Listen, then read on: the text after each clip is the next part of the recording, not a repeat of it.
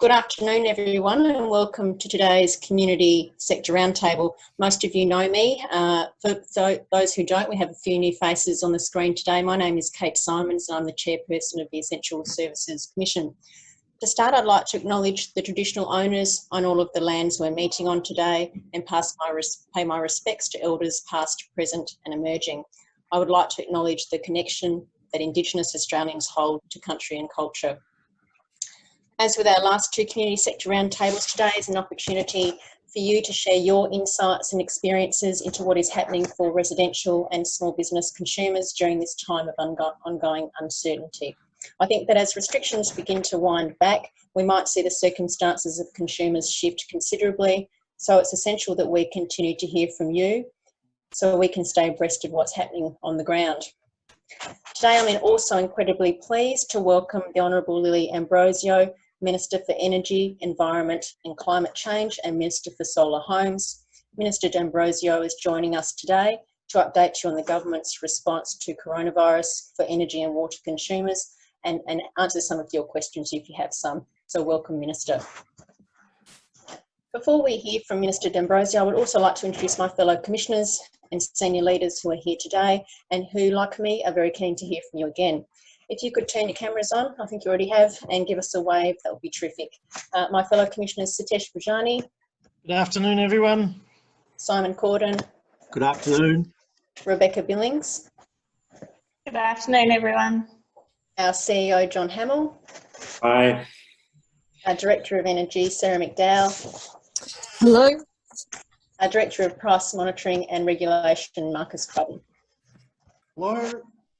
I'd also like to introduce our attendees today, who are here today, so everyone knows who's in the room. So there's a few, so bear with me so I can get through everybody's names. I'd like to welcome our new participants from the Community Legal Services sector, Chris Povey from Justice Connect, Stephanie Tonkin from Justice Connect also, Tanya Clark, Women's Legal Services, Tess Matthews from West Justice, Laura Burke from the Federation of Community Legal Centres, welcome.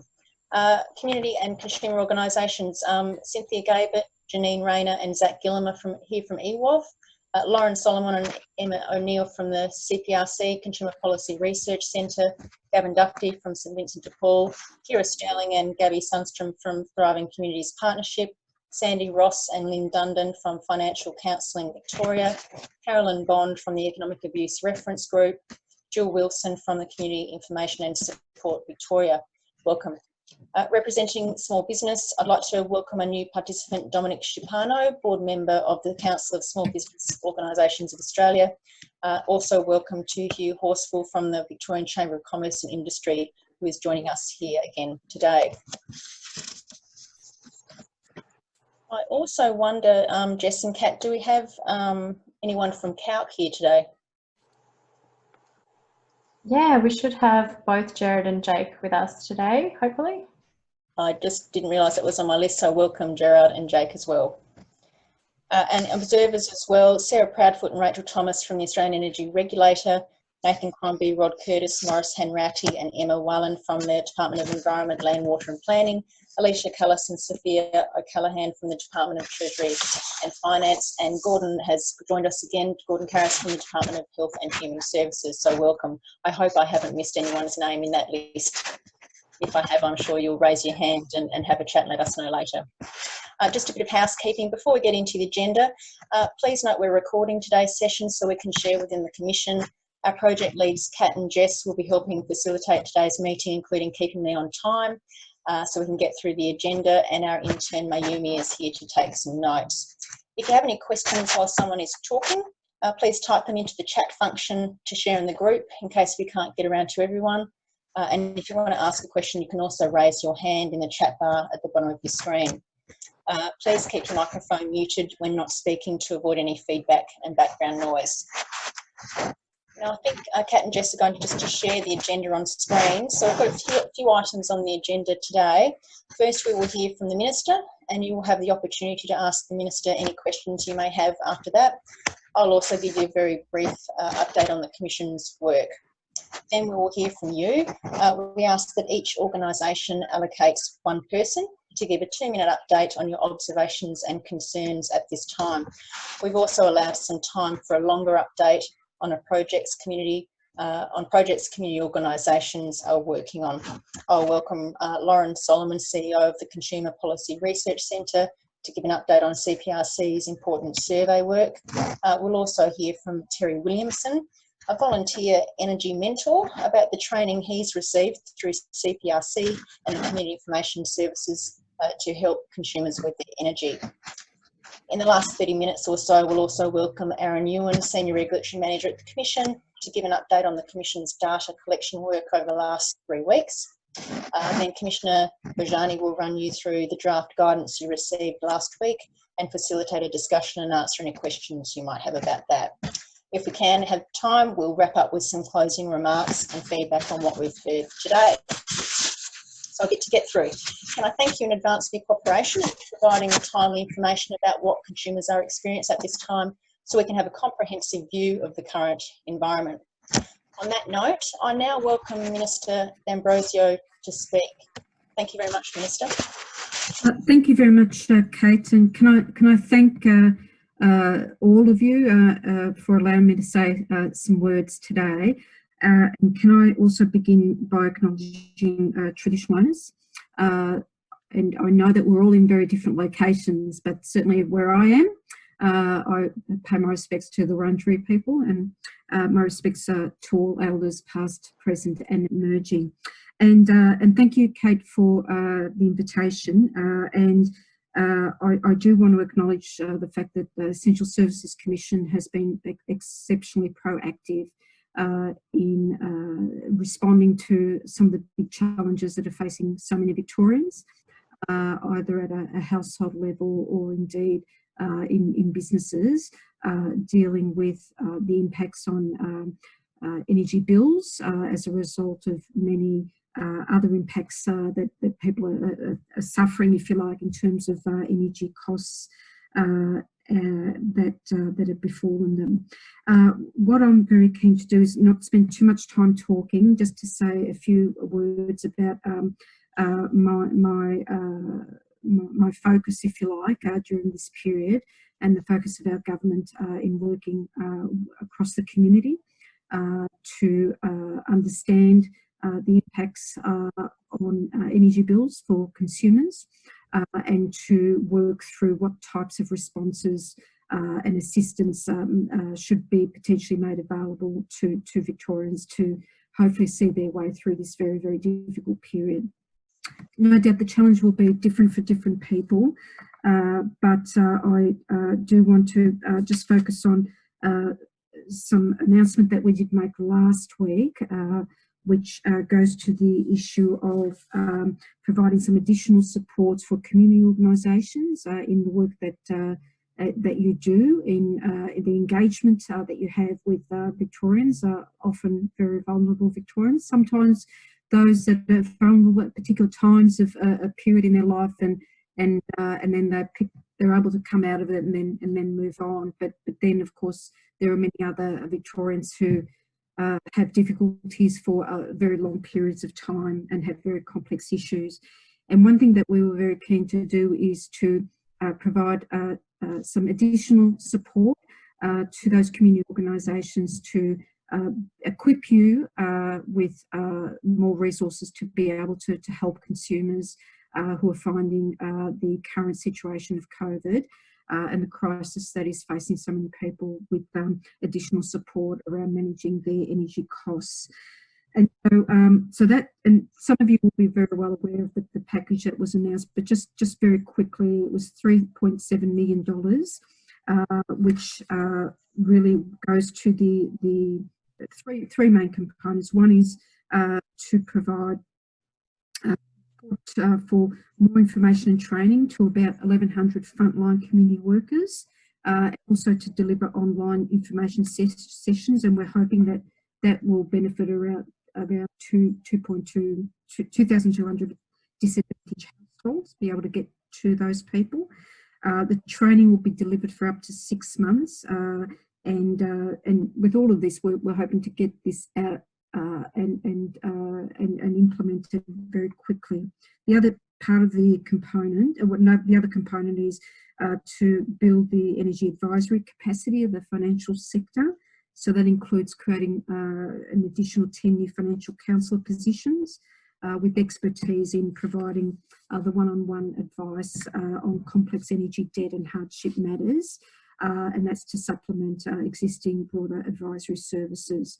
And so the third component is a brokerage program providing tailored one-on-one bill support that will be established. Now, we did probably about 3 years ago provide some funds for a brokerage service. It was a very successful one. We're looking to, knowing that it was very successful, that we're funding a brokerage program again. And that will provide critical referral services for clients of frontline workers and providing energy advice, including, of course, switching to cheaper energy offers using the Victorian Energy Compare website. Now, the other important elements of our response away from this funding announcement has been having a clearer focus and monitoring role at this point. It's monitoring with how retailers, and certainly the Essential Services Commission have got this role, that we as a government are receiving updates as information comes through to the Essential Services Commission in their work with the Australian Energy Regulator, for us to understand what are the emerging trends in terms of the way that retailers actually implement the obligations that they have on them in Victoria, especially given that Victoria has a payment difficulty framework, so that for those consumers who are actually engaged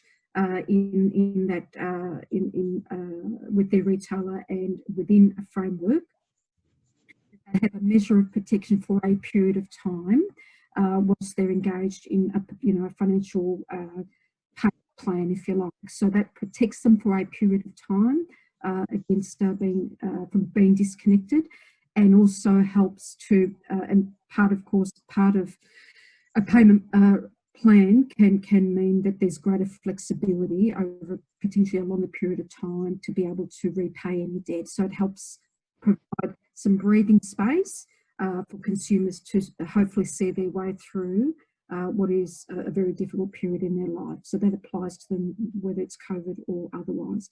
The important thing for us is to understand that it's a very helpful instrument that is required of retailers to be made available. We're very keen to make sure that retailers are actually being proactive in the way that they should be to ensure that if someone does ring up and say that they're having difficulties, the first thing that a retailer should be offering them is the opportunity to enter into that payment difficulty framework, and therefore give them that breathing space and the flexibility in being able to stay connected to their power or gas and have an opportunity to be able to work through payment difficulties. That's really critical for us. I mean, it's all well and good to have a framework, but if we're finding that retailers are not doing the right thing by actually making it available, then that is a big problem of itself. And so no doubt Kate and others from the Essential Services Commission will talk further about that, I imagine, Kate. But we as a government are very keen to make sure that we have very timely information about how that's going, so that if we need to make any interventions beyond what is already occurring, then we do that in a timely fashion.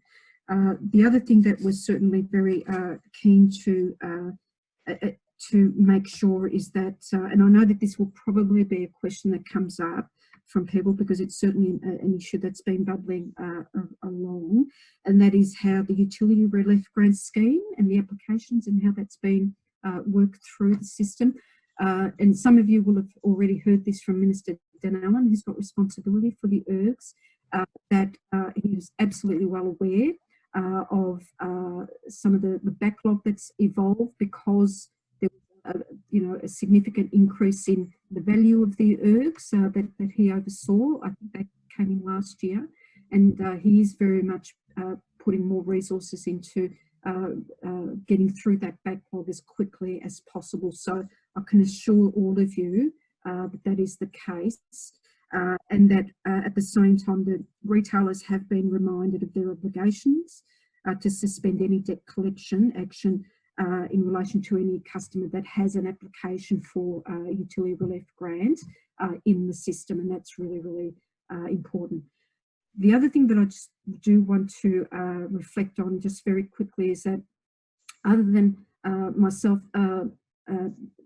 regularly meeting up with the Essential Services Commission and talking through issues as any emerging trends or issues as they come up, we're also understand that even from EWOF, in terms of the numbers of complaints coming through that are related to disconnections and the like, we're just very carefully also being attuned to that to see when and the reality is we will see at some point, I imagine, a fairly sizable increase in the number of people who are actually having those difficulties and complaints coming through the Ombudsman.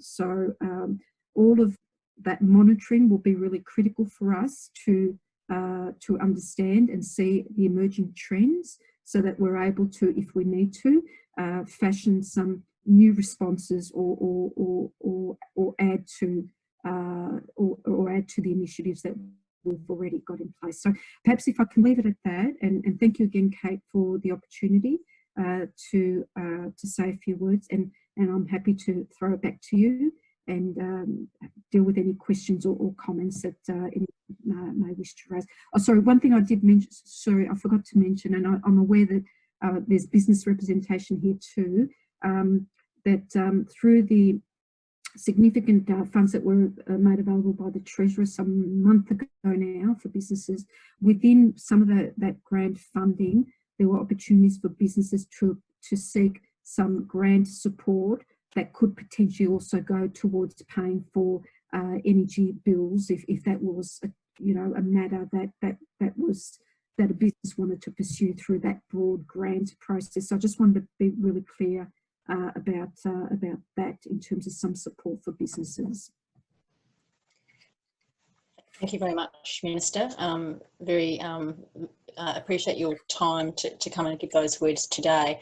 And certainly just to touch on a couple of things you raised, I certainly see the Commission's, one of the Commission's really pivotal roles during this time is to collect that data and understand what's going on the ground and share that with you and the government to make sure that those responses can be there if needed. So look forward to continuing that dialogue.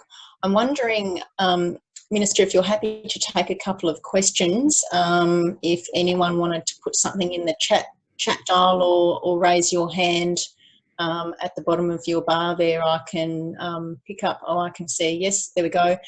Maybe I'll start with you, Jared Brodie from CALC. Hi, Jared. Oh, hi, Kate, and thank you, Minister, for your address. And I particularly wanted to say that the announcement last week around increased resourcing for community agencies during this time is really welcome. And so I think that will be put to really good use and help people get on top of their bills, and if they are in debt, to manage them through financial counselling.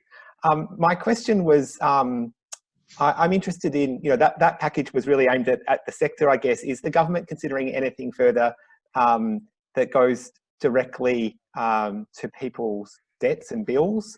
I'm curious to understand, you talked about what Minister de Mello and concessions. Is it something that's a collective government action across the HHS to help for targeted energy debt relief?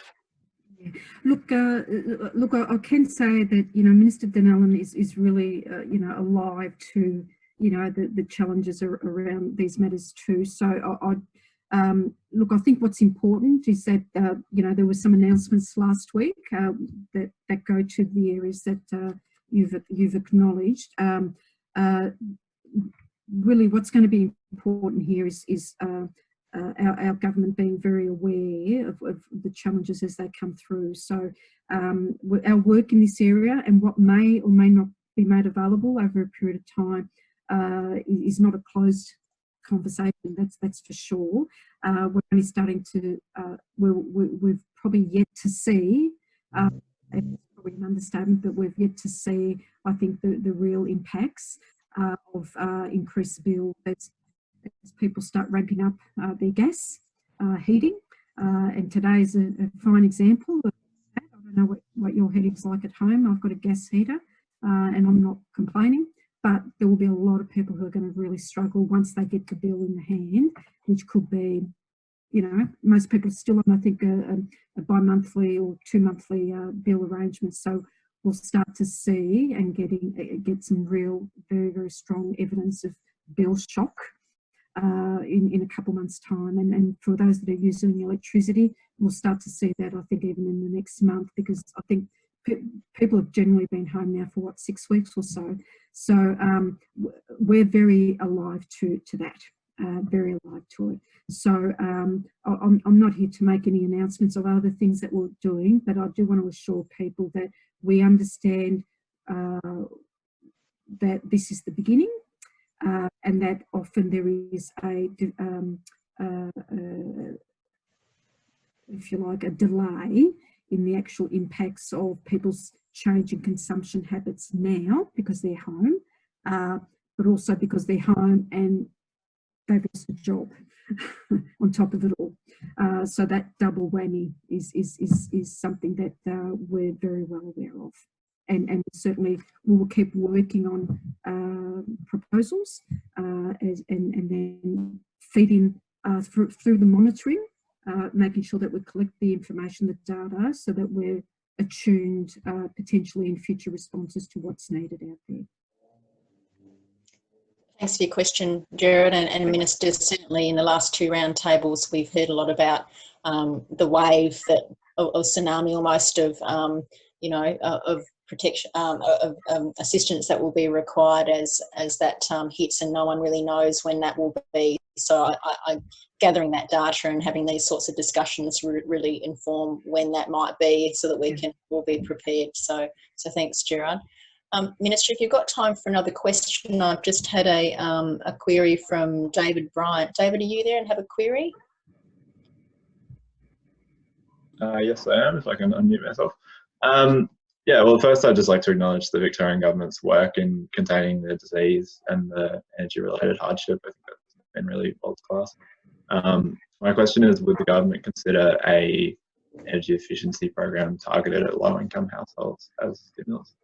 Yeah. Look, thank you.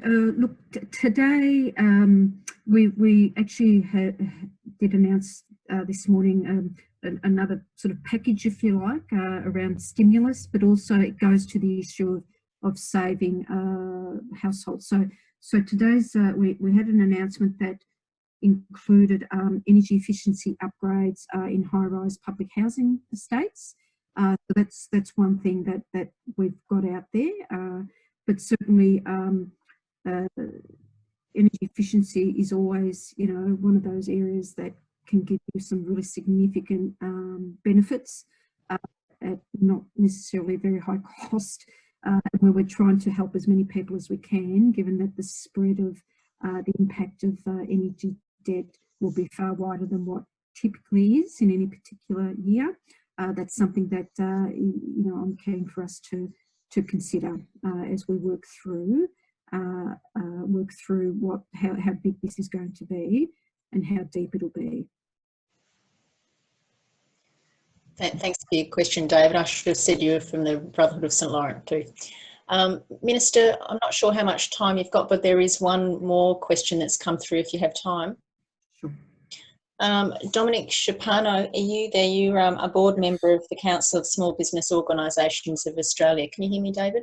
Correct. Yes. Sorry, Dominic. That's okay. Thank you. Thank you, Minister. A couple of things. Firstly, thank you and the government for the initiatives you put forward around energy and solars, etc. We really appreciate the support to small business. The area I want to talk about is twofold. One is, have you considered telecommunications being an essential service? Because without telecommunication, we wouldn't be doing this Zoom meeting. And we think that there's going to be a bit of an impact there in the future. So if we can have a look at that as an essential service. And secondly, during the so-called recovery phase, we need to keep an eye on small business and some of the issues around the costs, including energy, etc. Only because anecdotally, I'm sure people may have heard that 30 to 40% of small business will not reopen in beyond this phase after JobKeeper finishes. So can we just keep an eye on that element as well? Thank you. Yeah. Thank you, Dominic. And Dominic, in terms of the telecommunications as an essential service, look, if you'd like, in terms of the Victorian government's response to a range of issues, we've tended not to. We've got obviously a response in the energy space, as you're aware. In terms of internet access, and if I could understand a little bit better, Dominic, is it about a cost issue or actually not being connected at all in some cases? It's both. It's about the regional areas more so. I didn't want to go into the details, but I actually represent the ICT industry in this space in Victoria, so we might have a different chat another day, but it's really around accessibility in the regions, importantly, and also to just keep the pressure on the NBN to just keep maintaining the network, because you may be aware that NBN supposedly finishes rollout in June, and then it's really into a maintenance element. I know it's a federal or a national sphere, but I think we need to keep that pressure because we are going to be impacted.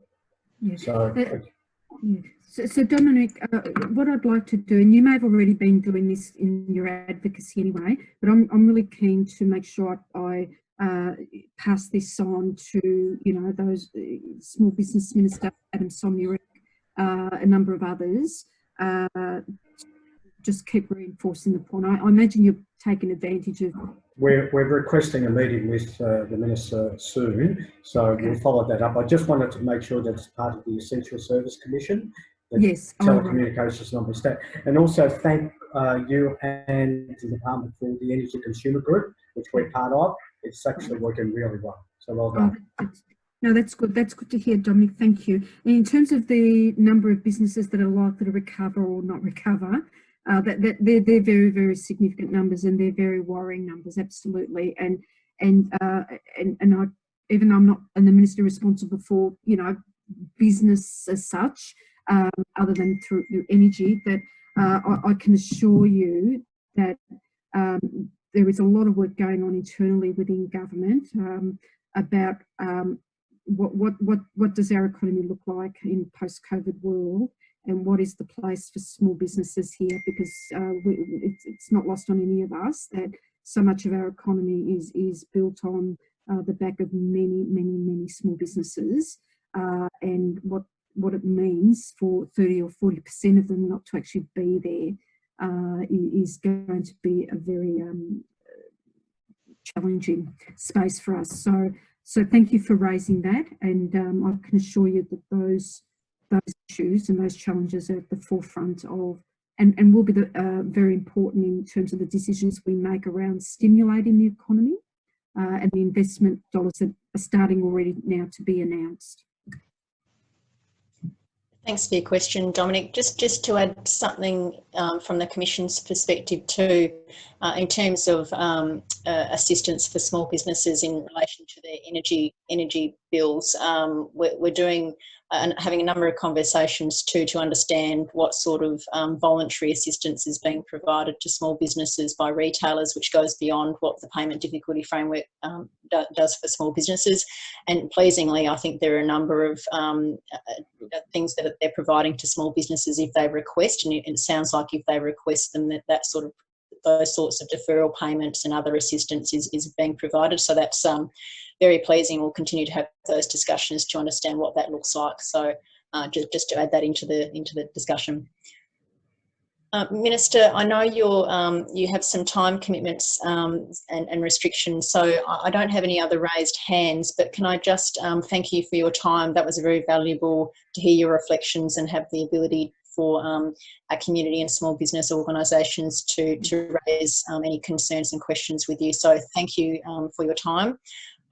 We might go on to the next part of the agenda now, if that's all right. And I understand if you need to leave us, if you do that, that's great. Otherwise, I'll move on to our update, and then we'll get some updates from the community organisations, which we will share with some notes afterwards as well, so that you can understand the discussion that we have in the latter part of the agenda. So thank you. Just in terms of a brief Commission update, I just wanted to give everyone an update of what we've been doing at the Commission in the past few weeks. It's been busy. I will leave it to Aaron and Satish later to update you on data and our guidance on what material we might need for enforcement purposes later in today's session. But there were three things I just would like to note before we move to that. On Thursday, the 7th of May, we hosted a webinar on family violence during the coronavirus, and were joined by speakers Alison McDonald, the Acting CEO of Domestic Violence Victoria, and Julie Kuhn, CEO of Women's Information and Referral Exchange Incorporated. The purpose of that webinar was to share insights from family violence experts on how the coronavirus pandemic had created new challenges for family violence victims, survivors, and provided an opportunity for utility service providers and community support services to seek advice. Secondly, we have recently completed the latest phase of our It's Your Energy consumer rights campaign. This phase focused on promoting payment difficulty options, and perhaps due to the current environment, received an incredibly high level of reach and engagement across all channels. The third phase of the campaign, which focuses on the Victorian default offer, is currently underway, along with planning for activities in 2021 that will return to the topic of payment difficulty for newly affected Victorians. I also wanted just to take a moment to thank you again for your time and reflections during these roundtables that are leading to better outcomes for consumers. The value you bring to this table really helps us to further understand those issues, which may not always, as you know, require regulatory intervention, but allows us to engage with you in the sector and bring attention to issues that are the most pressing. One example of that is in the context of our data collection exercise with the energy sector, and where we've started to receive data that allows us to be, I'd say, cautiously optimistic that the sector has responded positively to concerns regarding disconnections at this time. Aaron will talk a little bit more about that later. That's all from me today. I'd like to move to the next section of the agenda to get some updates from the community sector. So, as I said before, I'd really like to ask community sector representatives to provide us with a 2-minute update on what you're seeing at this time and how that might have changed since we last met. I'd also invite our new members to also introduce themselves. We've got a number of new people here today. We'll then hear a brief presentation from Lauren Solomon and reflections from Terry Williamson. Maybe I'll just kick off then. Is there Chris or Stephanie from Justice Connect? Welcome for the first time. Hi there, I'm Stephanie Tonkin. I wanted to talk just about 2 waves of demand that we're seeing. So we're quite a broad social justice organisation. We provide intensive legal help, but also some lighter touch forms of assistance in connecting people with legal help. And so the first wave of demand that we're seeing is people experiencing those multiple complex vulnerabilities. We have clients coming in, older people with not having their lights on for, protracted periods of time, and especially now during COVID, but also women during the COVID period right now, making choices between buying medication for their kids versus paying their energy bills. So, and those people are all at risk of or experiencing homelessness at the moment. So that's our sort of core services that we're seeing the issues coming up. But then we're also at this time seeing a huge demand for our services from people who aren't used to navigating, I'm sure a lot of you are seeing this as well, who aren't used to navigating the legal assistance sector or financial counselling. And so we're sort of calling some of these or working with people who are future homeless or at risk, and trying to help them and link them in with services as well. So we're seeing an increase in demand, and just the financial insecurity is leading across all of the household expenses, is leading to problems and choices that are pretty unfair. So that's what we're seeing across the spectrum in our work. Thanks for that update, Stephanie, and great to have you around the table. Do I have Tanya from the Women's Legal Service? Yes, hello, thank you. So this is the first time I think we've been represented today. If I could just start by explaining our service delivery model. So it's run according to a wraparound integrated model. And what I mean by that is the clients who are referred into our service for legal casework support after relationship breakdown, women, they also receive financial counselling and social work support. So I don't work directly with clients, but I work directly with staff on the systemic issues that relate to casework issues that present themselves. So I've been speaking to our financial counsellors on a regular basis, and this has obviously been virtual lately. And the issues that they're reporting back to me on their work kind of relate to three things. But before I go into that, I'll just tell you that our referrals aren't really, they're only down slightly, and that's largely related to the model I just described, so that the work that they get largely comes from those legal referrals. So that's remained fairly steady, but it is down. And so the other things relate to, firstly, I think I won't go into too much detail because the Minister has already obviously dealt with that, but around the utility relief grants. So we're just seeing problems with that, with delay in communication. And also they're just reporting that with client engagement, it's actually quite difficult to contact clients. It's a two-way thing where they're not responding and we're finding it hard to get through to them. So yeah, that's been difficult.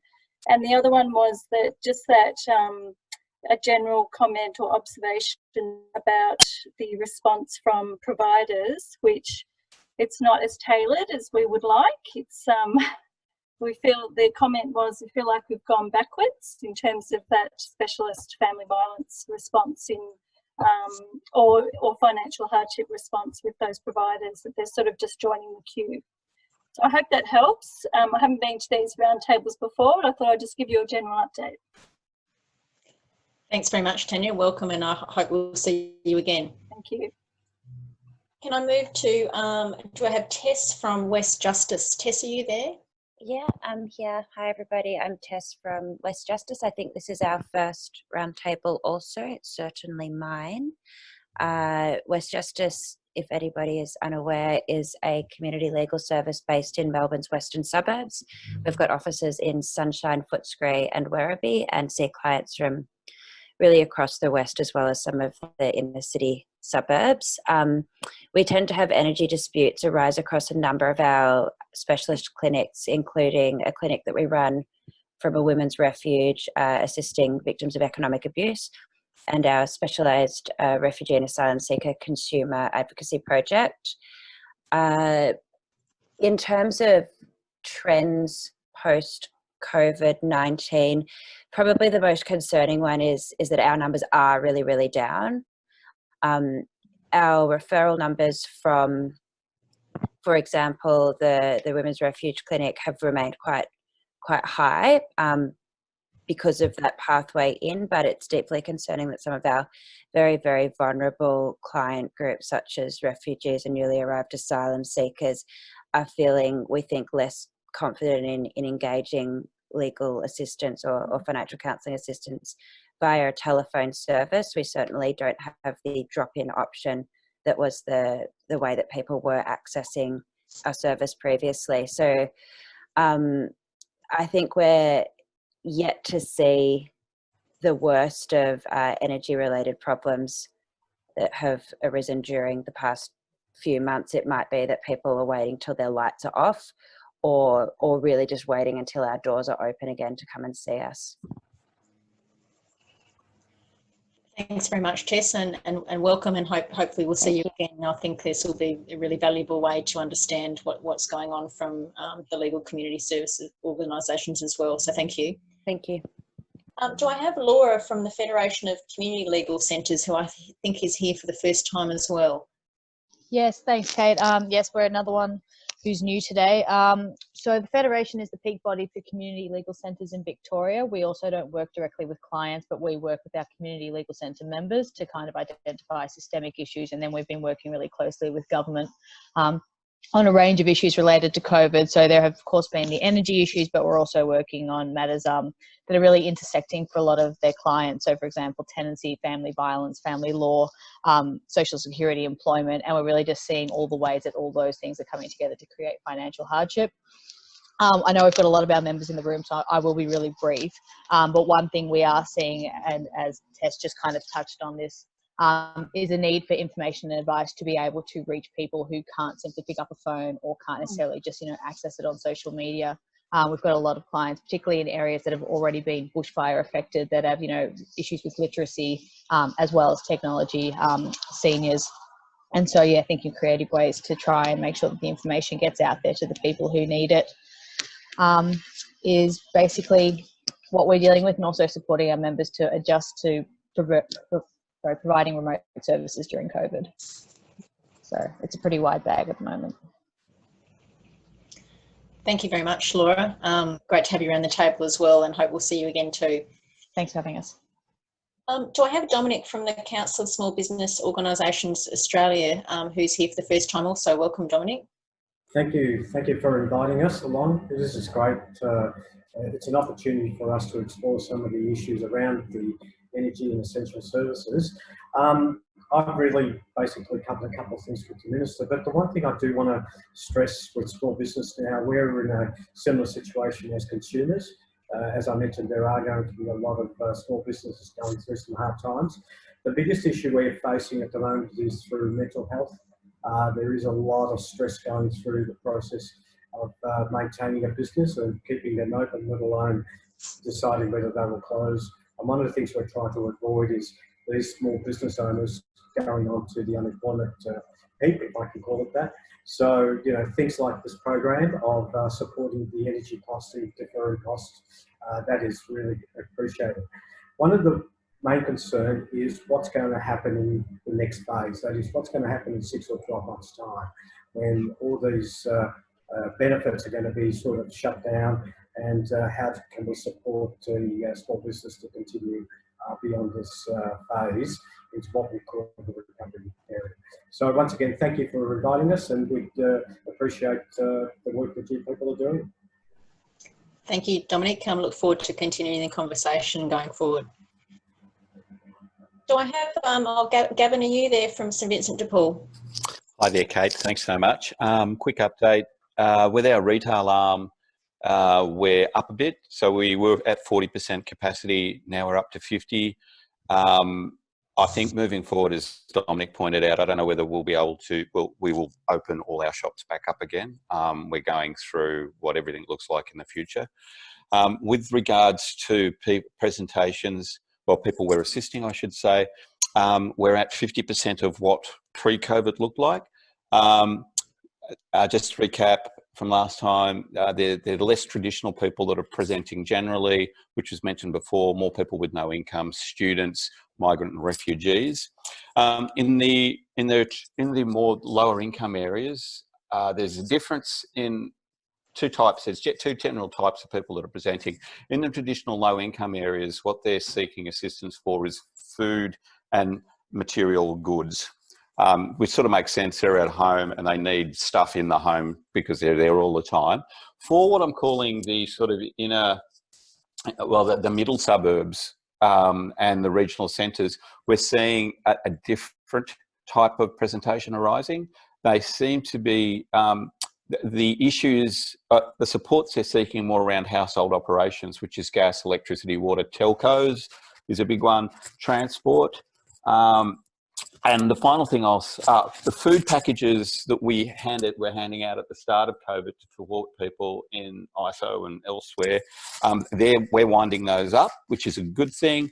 And just the dollar amount per household persistent assistance is up compared to pre-COVID. So when people are coming, they're needing more. Thanks, Kate. Thanks very much, Gavin. Let's move to, I think, David Bryant, you're here from the Brotherhood of St Lawrence, I think, David? Yeah, we were really pleased to see the package announced by the Victorian government, particularly the refunding and expansion of the brokerage program. We did the initial pilot of that, and we see it as something that really directly works for low-income and vulnerable households. And in contrast to other services that are seeing decreases in the number of people seeking assistance, our multicultural communities team reports they've had a lot of increase, particularly from people who aren't eligible for supports like job seeker and Medicare, particularly if they've recently lost jobs. So that might be people like asylum seekers or others on temporary visas. Thanks very much, David. Have I got Gabby or Kira from Thriving Communities Partnership? Hi, Kate. Kira here. Thanks for having us, and thanks again for these sessions. They're really great. Obviously, the ERGS conversation has come up again and continues to come up. We have seen a great change in the backlog. Some of the things we're really keen, I know, as a collective to understand is what the opportunities are to increase the cap, especially for energy, considering people are home and considering we're about to hit winter and considering we're going to see an unprecedented amount of people seeking that support. The other thing that's coming up a bit in the ERGS space is around the rejections of ERGS. So where ERGS are not approved, what we think would be really great for DHHS to unpack a bit is why things are not being approved. I think ERGS and concessions is a really amazing opportunity, more than any other that we see, for corporate, community and government to come together, because all parts of that pie will benefit and the community will benefit from a more collaborative approach. Just quickly, congratulations to Jared, Brody and also to Sandy Ross for the work that they've done in that space. I think that's been great. We are seeing a major issue with concessions. So we are seeing that people are not actually accessing their concessions. And since COVID, we think we're hearing from retail organisations that they are suggesting somewhere in the vicinity of anywhere up to 50 or 60% of people not getting their concessions, especially as new people are coming onto concessions and don't understand what they're eligible for. We would love the Commission to work with organisations on looking at opportunities for to automate concessions, to have a better process of people being able to, utilities to be able to getting an update of when the concessions are, what they're eligible for, and telling the organisations that someone's got a concession card, because there's a heck of a lot of funding that I think is being missed with that, and I think it's needed more than ever. Again, similarly, lots of issues around our multicultural communities, especially those who can't access the support, similar to what's already been mentioned. And Dominic, in relation to Dominic's comment about the 6 to 12 months, we've just done a research project in disasters, which we're launching in the next few weeks. And we've definitely seen that even in a disaster like the monsoon stuff in Queensland, 6 to 12 months is where the financial impact hits from both a human perspective, a community member perspective, but also definitely a small business perspective. And that's not in the environment of COVID. So I think that it'd be great for us all to start really thinking longer term planning. I think we're still in a crisis mode, but we would love to see some longer term thinking about what we are going to do in 6 to 12 months, rather than being hit in 6 to 12 months.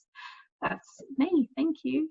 Thanks, Kira. I think it's a very interesting reflection, because I think we've all been in this silo of the immediate and what's happening now, and now we've got to sort of move into the, change gears and move into the medium to longer term. What does this look like? So yes, I absolutely agree. Thank you, Kira. Hugh from the Victorian Chamber of Commerce and Industry, welcome back.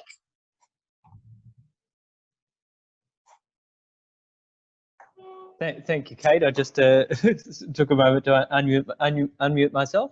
I suppose since the first meeting of the roundtable, I think I reported that energy wasn't a big issue that was being reported to us by our members, and that has remained the case, with the top three cost pressures they're facing really being payroll, rent, and bank and mortgage repayments.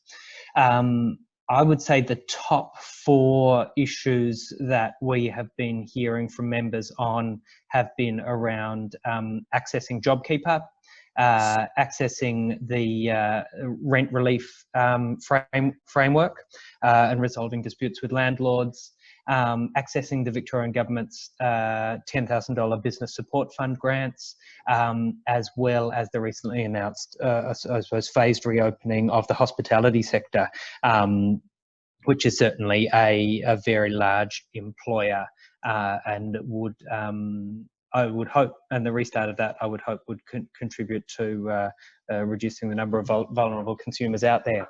So they're really the issues that we're facing, and then both businesses and ourselves are now turning our minds to planning for a sort of a careful and phased restart and recovery process involving transitioning away from emergency support and things like JobKeeper, as well as a kind of broader economic reform agenda and a return to the fundamentals on energy policy and reform.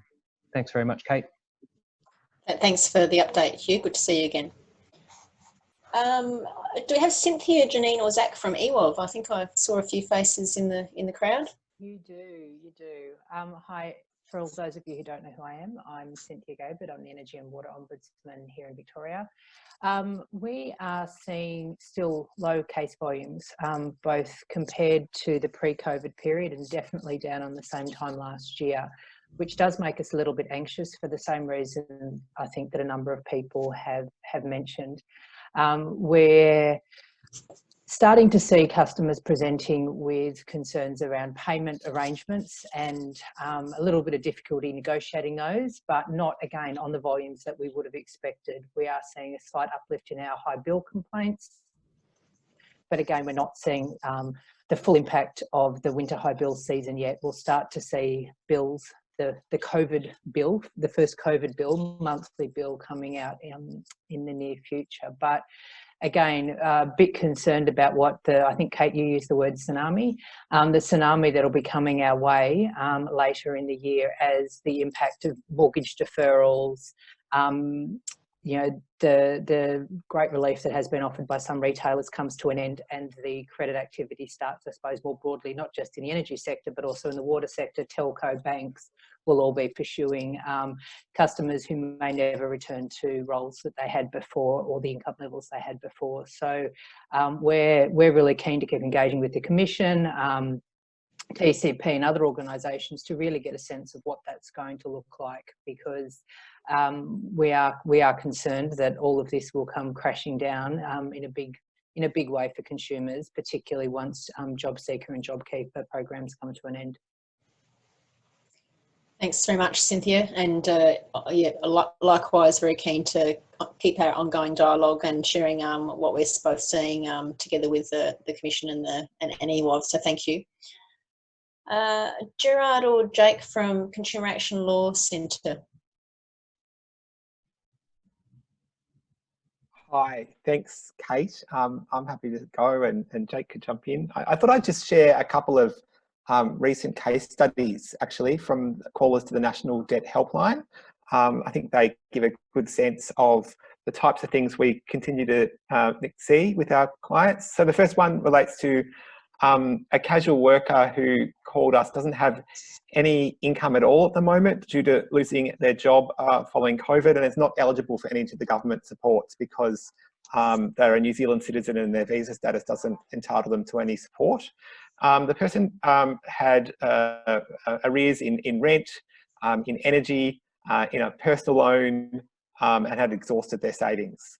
They were on their energy, it was one of the big three, and we discovered when talking to them that the person hadn't been informed about utility relief grants on the phone, and he was sort of experiencing a lack of confidence in advocating for themselves, and so we needed to make a referral to a face-to-face financial, or a community-based financial counsellor to help that person advocate on their behalf. So that's one. Another person called us who was currently on a disability support pension. Again, this person is probably one of the groups that haven't received the increase in any sort of the support because that applied to people on New Start, the coronavirus supplement, and not people on disability support pension. They had over $1,700 in arrears on their energy account, and they were unable to keep up with their current payment plan. And the retailer was threatening disconnection because payments were being missed. The person had an ERG sometime in the past, but it was difficult for us to determine exactly when or whether the person had exhausted the ERG cap, and they were required to borrow from a friend to meet other essential repairs such as car repairs. Again, that was somebody that was referred face to face. So I think those are two couple of case studies that give you a sense of the types of things we're seeing. There are groups that fall through government cracks of support, and we are continuing to see some the approaches from the energy retailers that could be better. And I'd reiterate that we're also doing a lot of thinking and consideration about what does happen when, you know, the government support after 6 months does cut out. I think many people are surviving to that, but I think more people will fall in the bucket of these two clients when Job Seeker supplement goes and when JobKeeper goes as well. Thanks very much, Jared. Jake, did you want to add anything to that, or we're all covered off for calc? It's all good, thank you. Well, good. Thank you, Jared. I think just hearing those real stories of what the need for assistance really looks like on the ground, it's really helpful to understand that real experience and what gaps there might be in the experience of they're dealing with retailers. So thank you, very informative. Can I turn to Jill Wilson from the Community Information and Support Victoria? Yeah. Hi, Kate. Thank you. I guess our agencies are still seeing a bit up and down in their demand with people, and a lot of people are still seeking support around food. So yeah, I guess that's a big thing for us. We have about 30% of clients walking through the door, well, talking to us, are new, so they haven't used our services before. And we are seeing people who are coming at the end or exhausting their super payment that they got, and so they're requesting support around that as well. One of our agencies recently implemented a community contact program, 170 of their CALD clients, families, and the main anxiety for those families was around energy and future energy bills. So I guess it's certainly on the forefront of people's minds at the moment. Thanks. Thanks very much, Jill. I've got Sandy or Lynn from Financial Counselling Victoria. Yeah, thanks, Kate. Yeah, look, it's been great to hear the conversation so far and the reports, and I guess we can add maybe just a couple of comments. I mean, obviously we're focused, and we're still really in conversation, I'd say, with the Minister and the Department around the ERGs issues. When we met with the Minister and the Department, we asked to meet again in a few weeks' time, and we do need to follow up on that. And I know Gordon is on the line too. I'll need to catch up with him offline, really. But we do have some concerns around the rates of rejection and what's underlying that. And we've certainly got reports from financial counsellors around cases where ERGs rejections have been experienced, and indicating that there are, I think, the rejections themselves don't necessarily relate to just bad applications or people not having an entitlement. They relate more fundamentally to problems with access, problems with the framing of the criteria and the way the department's been administering the scheme as well, we suspect. So there's more to delve into with that regard.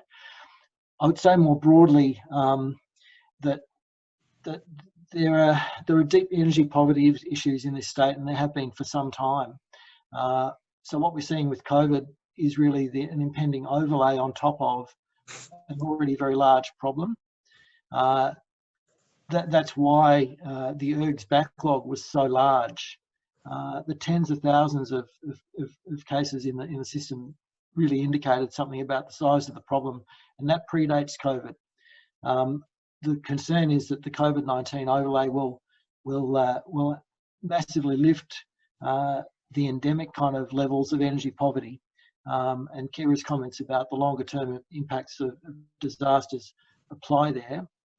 I'm conscious in part though that the concern I've got is that the policy making tends to focus in energy around relieving temporary distress, but we're talking much more about structural problems, and there's an issue around adequacy, and I think ERGs is actually one of the issues with ERGs is that it tends to be predicated on a kind of temporary relief kind of concept. So there's I think some more work to be done in getting to grips with the endemic nature of energy poverty, and how government relief can work more effectively in that space. Yeah, that's all I want to say now. Thanks very much, Sandy. And as you said, Gordon Karras from DHHS has kindly joined us again. So it's a great forum in which, you know, DHHS can hear all of these concerns about, you know, ergs will come a certain way, whether there's more to be done.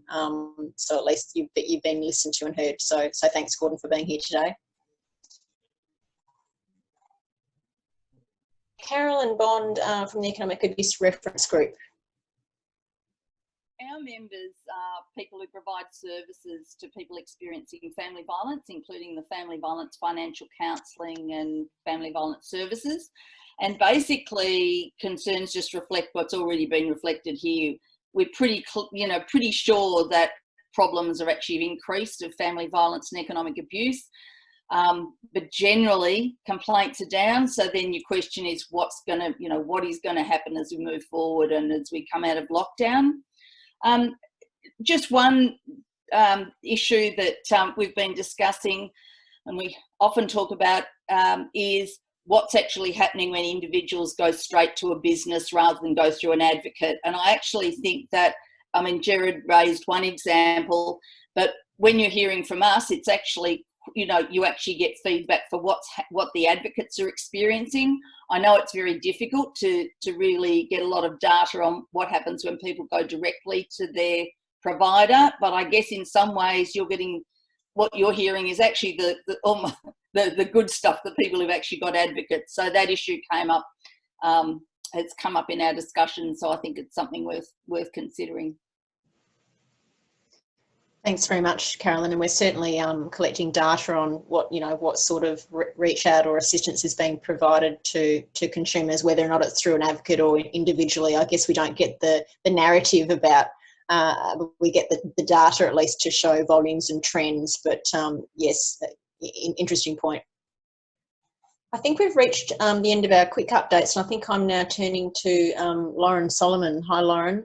I think you're going to give us a slightly longer update on the new survey work that you've just launched. So, Lauren, over to you. Thanks, Kate. I think, yep, Emma and I will try and get this wrapped up in about 5 minutes. Does that work? Is 5 minutes a good? Yeah, okay. That'd be great. Yep, thank you. So the team have been, in terms of the energy space, the major priority has been over the last month has really been our report that we're currently preparing around COVID-19 and consumers. The consumer survey, which went into the field in the first week of May, and then essentially kind of doing quite a deep dive into consumer protections that have been implemented around the country, but also around the world. And I guess really what this kind of boils down to is that consumers are really central to recovery. So their trust and confidence to engage is going to be absolutely critical. And for that to occur, we need them to be protected and supported. And so the extent to which consumers can access what they need, have the protections that they need, opening themselves up to greater vulnerability and exploitation at various phases kind of as we go through this, it's quite critical. So what the survey aims to do is collect consumer experiences, what actions consumers are undertaking, their concerns on a monthly basis. We're collecting data on a weekly basis and reporting monthly between May and October. And kind of to that point around what Carolyn raised earlier, we are specifically looking across the essential services sector, so energy, telecommunications, insurance. We're looking at banking, and we are also looking at credit and housing as well, so the rental market, and to what extent consumers are either having businesses proactively offer helpful things or proactively engage in pretty terrible behaviour. We're trying to get an idea of what the scale of the challenges are out there. We're also having a look at what actions people are taking to manage their household expenses. So we've got some early top line results coming through there, which are a little bit concerning. We can definitely see that there are fair proportions of people dipping into savings, borrowing money or resources from family and friends, obviously applying for early access to super. And so what we want to do is actually track this as this crisis kind of unfolds over the coming 6 months to understand once those resources are drawn down on, exactly give you insights into how bad the problem is likely to be with this debt build-up that we're seeing in households around the country. We're also going to be diving into which groups seem to be faring worse than others, and there certainly are some, and people have mentioned some of the key groups today. And particularly as those supports fall away for those who have been fortunate enough to receive those supports. So Emma, I think you were going to touch on kind of those aspects next. Yeah, thank you, Lauren. Yeah, just to touch on those. So we are collecting data on what we're calling a COVID impacted group. So asking people, well, what was your main source of income? What was your employment status, if any, prior to the lockdown? And what is it now? So we can pick up those people who have shifted to JobKeeper, job seeker, have lost hours, and seeing what happens to them, not only once that cliff emerges in September, but what might be happening in anticipation of those supports being withdrawn. We'll be looking at the impacts on different age groups, people in different housing situations, so renters, mortgage holders, and the differences between regional and urban areas as well, among other demographic differences. Probably just also to mention, we are engaging obviously with the ESC to further dive into energy, particularly within Victoria, and understand interactions within the protection framework, and also some of the issues that's been raised around concessions. So hopefully that data can be useful to advocates and government and regulators thinking about how they better design interventions and protections to make sure that they are being taken up and are operating as they're intended to in practice, not just in theory. And so that's really what that database is hoping to provide on kind of a monthly basis. The only other thing I just quickly touch on is that I know Emma has been exercising her mind quite a lot around coming out the other side, what the guiding principles might be for policymakers, thinking about designing support mechanisms sort of from crisis right the way through to recovery. And that's where we'll delve a little bit deeper into, you know, concepts of fairness and safety and inclusion and how they're actually playing out, and hoping to kind of see what the data is telling us about those as we go through the project period. That's probably the whip around from our end at this point. Thanks, Lauren and Emma, for that in a nutshell. Very much looking forward to seeing the insights from your report and the survey that you're doing with the Commission, which I think will be very helpful moving forward. So thank you again for that. There was just one question got posed by Tanya while you were talking. While we've got you, might just ask that. Will you be looking at the gender impact when you do your survey? We should be able to do that as well, yeah. So we're definitely collecting gender, location, age, income, tenure, kind of housing tenure. So we will be able to do some deeper analysis there. Yeah, definitely. All right. Thank you, Lauren and Emma, and the question from Tanya.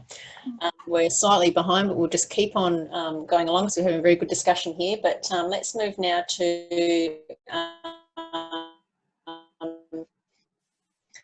we're going to hear from a community information. I hope you're there, Terry, somewhere, who volunteers at CISVIC member agency Manual Support and Information Centre.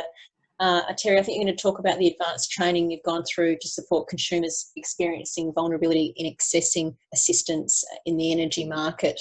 Hi, Terry. Thanks, Kate. I have dropped out a couple of times, so we'll see how we go. But yeah, I'm a volunteer community support worker. I'm working in Heidelberg West, which is has a high level of socio-economic disadvantage. So to give you some indication, 43% of households in Heidelberg West speak a language other than English at home. So yeah, it's, as I say, just reflective of a high level of socio-economic disadvantage. So in terms of our agency, we're really well placed, I think, to be able to service the needs of those people who are most affected by their social economic status. I did both sets of training. I retired last year in June. I previously worked in tax for over 50 years, would you believe? And so it was something that I'd always wanted to do, volunteer, and particularly in a social welfare environment. So when the opportunity came up to work at Bansick, yeah, I grabbed it. And further to that, yeah, with the energy training, there were 2 lots of training that we did. There was the basic training, and then we went back to the Consumer Policy and Research Resource Centre for further training as an energy mentor. Did I find it useful? I think the main advocacy is the most important part of my work as a volunteer community support worker, and certainly energy is a key part of that. So hence I was keen to do the training. I found it both good from a developmental point of view, from a capability building point of view, and also it provided a systemic approach to dealing with clients who are experiencing energy or financial hardship related to energy. There's a lot of misconceptions out there about things like how you read a bill and what discounts are they, you know, what discounts are. Some people think, yeah, these are concessions. There's that misconception about the distinction between government concessions and discounts provided by retailers. The training encompassed eligibility for utility relief grants, the new legislation or the then new legislation about the best offer, where to look on your bill to find out if you are on the best offer, and compare energy. There's also a lot of work done in that space about just how you go about comparing energy and ways of saving energy, which focused on things that like heating and cooling rather than the small stuff. The payment difficulties framework, I found that really instructive, quite complicated in some respects in terms of the minimum requirements, minimum entitlements that clients were entitled to. And yeah, that was, as I say, for me, very valuable training in order to know just when clients come in, yeah, the types of tailored assistance that was available to them. If I can just quickly, I know we're running short of time, just give a practical application of how we've dealt with, say, a particular case history. In the area where we're working, there's a very high Somali community, a very large Somali community. On this occasion, recall Zara came in with her daughter. Again, the daughter was there to facilitate the actual interpreting, and Zara was having trouble, wasn't able to pay. Her energy bills was falling behind, so we advocated on behalf of Zara just to arrange an energy payment plan. That was a 6-month plan. Zara nominated the amount that she could afford to pay, and in conjunction with that, we also, through the retailer, organised for Kildonham to go out and look at her energy usage with a view to saving energy. At the same time, we also applied, or through the retailer, for a utility relief grant. Unfortunately, Zara came back to see us a fair while after, complaining that her ERG, she got advice that had been disallowed because she hadn't replied, and she said she hadn't actually, she hadn't received any advice from DHHS in relation to the actual that particular grant.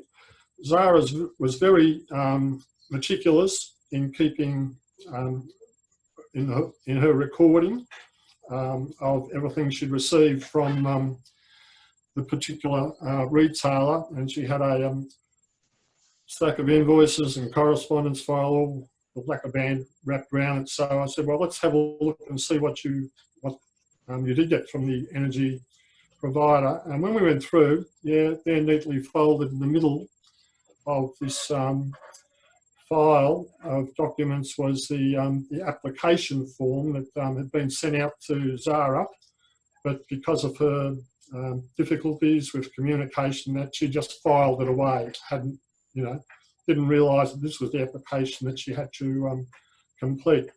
However, when Zara came back, I noticed that in looking at some of her later invoices, there were miscellaneous credits appearing, and I thought I couldn't understand what these credits were. So when we spoke to the energy provider, I found out that the energy provider, for every second payment that Zara was making, they were providing a matching credit, which was something new to me, but I thought that's really good. And the fact was that the credits that had been allowed or applied by the energy provider meant that Zara, with the payments that she'd been making, they got to a stage where she no longer needed the energy, the ERG, because basically she was almost out of debt. So that was, I thought that was terrific, a good news story. Then a month or so later, Zara came back again. She'd been told by one of her associates that there was another energy company which was better than the one she was with. So on that occasion, we were able to go to Compare Energy and compare the two companies. And it turns out that the company Zara was with was cheaper based on Compare Energy. So Zara stayed with the company which she was with. Which was, I mean, in the circumstances, they've been very conciliatory in providing these miscellaneous credits. So Zara got her $50 for comparing energy. She was very pleased with that. So it was a good outcome, I thought, at the end of the day for Zara, notwithstanding that along the way we had a few minor hiccups. So that's basically, I'm aware that we're running out of time, so that's as much as I want to say. If there's anyone got questions, I'm happy to take them on board. Thanks very much, Terry. Can I just say it's very encouraging to have members of the community like you who are willing to give your time to help people in need to deal with energy providers. So that's very encouraging, and thank you for your time today to share those experiences, which is very valuable. So thank you. Thanks, Kate. Just before we move, I think we're running out of time, and I did want to get to Aaron talking about data and Satish talking about the draft guidance. Before we do, there was just a quick question back to Laura and Emma. When is your when are the first results coming out from your survey work? Yeah, at the moment we're aiming for mid-June. Yeah. Thanks very much. All right. Well, Aaron, I think, is now going to give you a short update on some of the data collection work the Commission has been doing across energy and water. So, Aaron, are you there? Yes, I'm here, Kate, and I am conscious of time. And there's been lots of talks about data, so happy to give this update very shortly. And just to give context, we're talking a lot about personal experiences, so this is really ballooning out and looking at market-wide effects. Just to give you some context, from the energy side, we're seeking voluntary data from retailers, and we've got quite a representative of that, and it's good for us. We're getting it on a weekly basis. Normally, we get this quarterly, so just to give you a context of what we're trying to do in understanding the context. I'm also going to speak in behalf of water businesses as well. Lucy Weston, I don't oversee water, but Lucy Weston's here as well. And just conscious of time, if you have questions, feel free to reach out to myself or Lucy as well. You want to talk more about this data. But there's effectively three sort of insights I want to share. One insight in terms of disconnections or restrictions, one in terms of the number of customers seeking or receiving assistance, and the others just on customer arrears levels as well. Just on disconnections, in the energy side, disconnections for non-payment have effectively stopped since mid-April. This is both on the electricity and gas front. And any requests that we're seeing are very low. We're talking in the handfuls. In water, it's a similar thing. There's no new restrictions since late April, and no legal action due to non-payment over the same period. There's some water supply restrictions that's still in place, involving about 200 residential customers, 52 of them with concession customers, but the Commission's working with businesses to understand what's occurring at these sites as well, and what access they have to water at this time. In terms of customers seeking and receiving assistance in energy across the market, in the last few weeks, we have seen more residential customers seeking or requesting for assistance. The calls to retailers have been fluctuating, so just general calls to retailers have been fluctuating. It's hard to see whether these are actually really big spikes, but we're monitoring to see the underlying trend. From the water side, all businesses are seeing increases in the number of customers going onto payment plans, with the increased use of SMS and phone contact happening from small businesses. So what does that mean for arrears, customers' arrears or debt? I think there's lots of discussion about possible bill shock or possible lag of the data. Interestingly, that's what's coming out through our data right now. In terms of residential customers and their arrears or their debt, they do appear to be slowly increasing. We're not seeing major fluctuations just yet, but we're also wanting to try and understand this more. We understand a lot of retailers are trying to defer, allowing customers to defer their payments. Our data is not capturing that as yet, so we're reaching out to the retailers to understand what the nature is of that.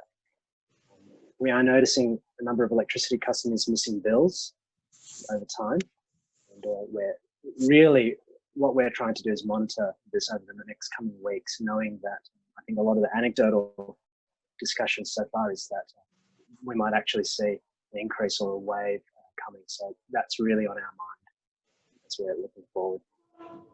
So that's just a general update of the data. Again, I'm happy to take questions offline if you need, conscious of time, unless there are any questions here today. Thanks very much, Aaron. There was just one question that got popped on here from Gavin. It might be actually a question for you, Marcus. With water businesses, are they doing penalty interest payments and are putting liens on properties? Do you know, if we don't know the answer now, Marcus, we can take that on notice, Gavin? Only a few do penalty interest, Gavin. I think most have indicated they aren't, and many have actually ceased penalty interest. I imagine the liens on property, though, are continuing. We didn't have any firm data on that. It's something we could follow up. The other thing we're seeing in water, we probably should have said, is pretty well all the water businesses have extended their hardship programs to small businesses as well as residential customers. Thanks, Marcus. I would keep an eye on the liens. If people get into strife later on and defer, and the same with councils. I mean, you guys regulate local governments as well. So. Look, there's certainly things we're watching. We've interviewed all the water businesses around what they're doing, and we'll continue to do that fairly regularly over the coming months. Great. All right. Thank you, Aaron and Marcus. We're running slightly behind time. I'm wondering if everyone had 5 more minutes so we could run till 4:35, just to give Satish enough time to brief us on what we need to talk about with the draft guidance. Can I put that out there? If you raise your hand, I know that you're saying perhaps no, so I'll wait for some hands for a couple of seconds, but another 5 minutes would be really valuable. Sounds like a couple of need to go. If you do need to go, feel free, but we might aim to finish at 4:35 rather than 4:30. So in the interest of time, I will just hand over to our Commissioner Satish Bhojani, who has a particular expertise in enforcement, and many of you will have seen a draft guidance that we put out to get your reflections on what sort of information we should be collecting and how we could work together to pursue some matters that might come up for particular energy consumers. So Satish, can you hear me? And over to you.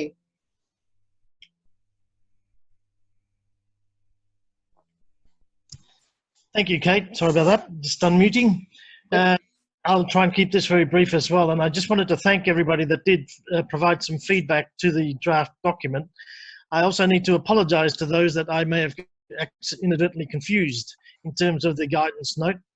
It seems that some people may have thought that that was what we were going to be requiring as a complaint form, which was like having to write a whole treatise on just lodging a complaint. It certainly isn't intended that way. It wasn't ever going to be used as a complaint form.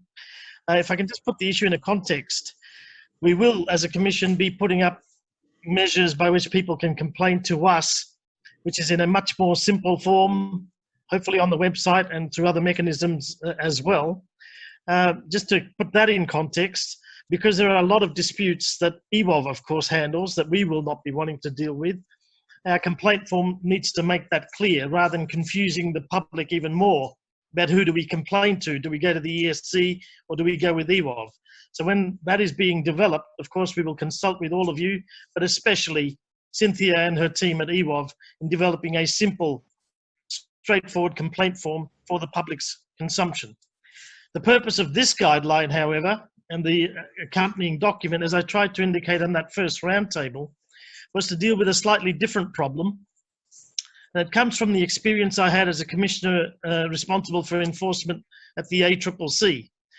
Trying to take enforcement action on behalf of consumers experiencing vulnerability is a major, major challenge. All the sympathy or empathy in the world is not going to allow the ESC to launch court action on behalf of consumers experiencing vulnerability. As you all would appreciate, the courts will require evidence in admissible form. And this is a real challenge when we're starting to talk about consumers experiencing vulnerability. So just to share with you 2 bits of background to explain where this is coming from and why am I asking for support from your organisations to the extent you can. None of this is mandatory. It's only if you're in a position to help out. One of the most difficult challenges I've confronted at the ACCC as an enforcement commissioner was to try and take enforcement action on behalf of members of the Indigenous community. Trying to get them to give us admissible evidence in a Western justice system was a real challenge.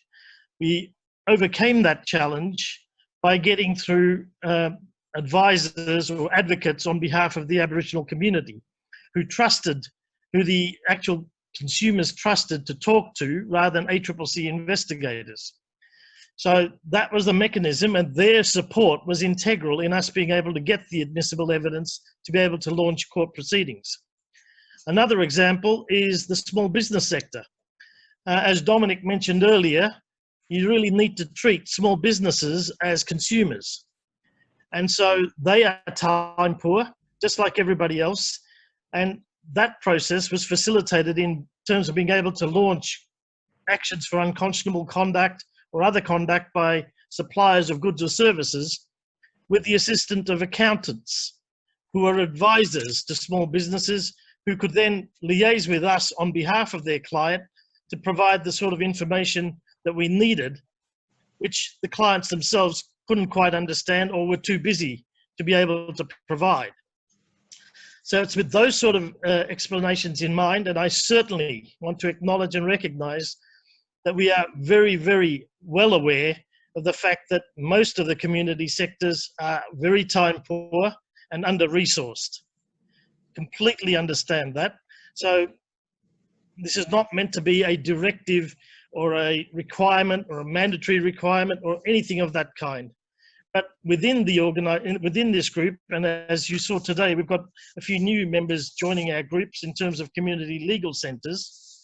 There are some organisations that do spend a bit more time with the consumers to either advocate on their behalf, as Terry has done so wonderfully, or to provide advice to them in a more meaningful way on a time. So I'm not talking about call centres, but those cases that you're looking at because they are particularly severe, particularly harsh, which may warrant more than just a dispute resolution process, but may require contemplation of litigation on their behalf.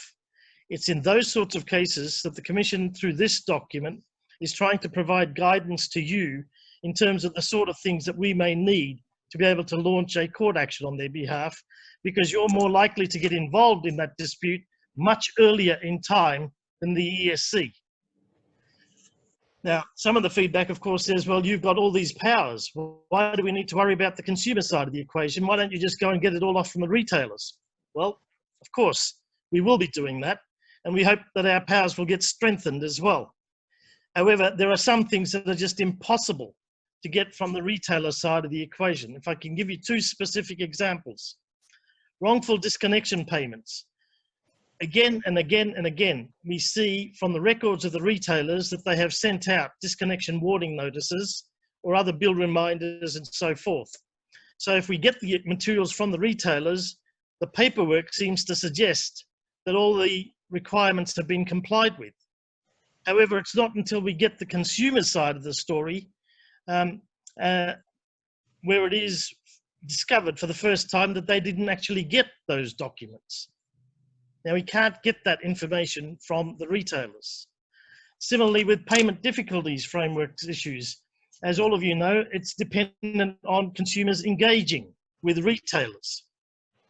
Well, we can interrogate and inquire from the retailers uphill and down dale, but we're not going to get whether or not consumers have tried to reach out to them and what difficulties consumers may have had in reaching out to them.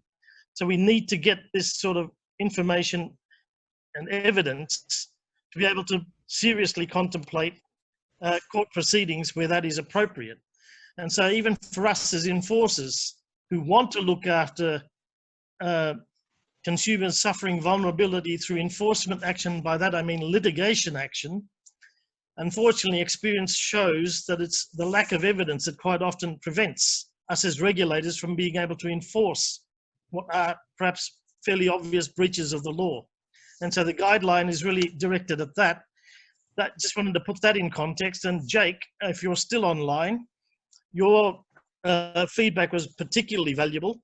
And I'd love to hear from you, and obviously answer any questions as well, but love to hear from you in terms of developing a bit further the suggestion you made in your feedback about a callback facility of some sort.